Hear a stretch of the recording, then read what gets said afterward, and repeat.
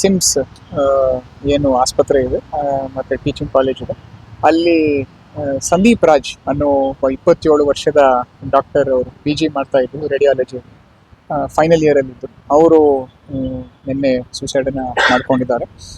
Main reason ಬಂದ್ಬಿಟ್ಟು ಅವ್ರು insomnia ಅಂತ ಅವ್ರಿಗೆ ನಮಗೆ ತಿಳಿದು ಬಂದಿದೆ. ಅದಕ್ಕೆ ಅವರು ನಮ್ಮ ಮಾನಸ ಹಾಸ್ಪಿಟ್ಲಲ್ಲಿ ಟ್ರೀಟ್ಮೆಂಟ್ ಕೂಡ ತಗೊತಾ ಇದ್ರು. ಅವ್ರಿಗೆ ನಿದ್ದೆ ಬರ್ತಾ ಇರಲಿಲ್ಲ ಅಂತದ್ದು ನಮಗೆ ಗೊತ್ತಾಗಿದೆ. ಅದಕ್ಕೆ ಟ್ಯಾಬ್ಲೆಟ್ಸನ್ನು ಏನು ಮೆಡಿಕೇಶನ್ನ ಪ್ರಿಸ್ಕ್ರೈಬ್ ಮಾಡಿದ್ರು ಅದನ್ನು ಸ್ವಲ್ಪ ದಿನದಿಂದ ಅವನು ಮತ್ತೆ ಸ್ಟಾಪ್ ಮಾಡಿದ್ರು ಅಂತ ಏನೋ ಒಂದು ಮಾಹಿತಿ ನಮಗೆ ತಿಳಿದು ಬಂದಿದೆ. ಅದರಂತೆ ಅವನು ಅದಕ್ಕೆ ಒಂದು ತಾಳಲಾರದೆ ಕಂಪ್ಲೀಟ್ ಸೂಸೈಡ್ ಅವನು ರೂಮಲ್ಲೇ ಅವನು ಹ್ಯಾಂಗಿಂಗ್ ಮಾಡಿಕೊಂಡು ನಿನ್ನೆ ತಿಳ್ಕೊಂಡಿದ್ದಾನೆ. ಅವರು ಡೆತ್ ನೋಟಲ್ಲಿ ಅದೇ ಇನ್ಸಾಮ್ನಿಯಾ ಬಗ್ಗೆನೇ ಅವರು ಸ್ವಲ್ಪ ಮೆನ್ಷನ್ ಮಾಡಿದ್ದಾರೆ.